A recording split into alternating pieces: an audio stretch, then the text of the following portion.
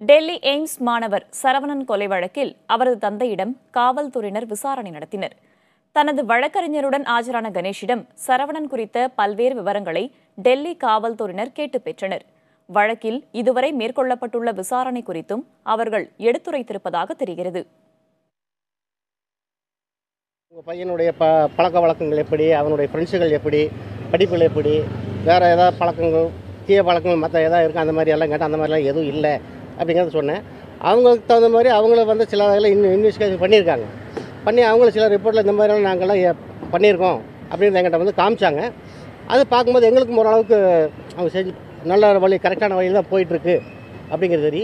கொஞ்சம் ஸ்பீடு பண்ணி எனக்கு சீக்கிரமாக கொடுங்க, இல்லைன்னா குற்றவாளிகள் தப்பிக்கிறதுக்கு வாய்ப்பு இருக்குது அப்படிங்கிற மாதிரி நாங்கள் சொல்லியிருந்தோம்.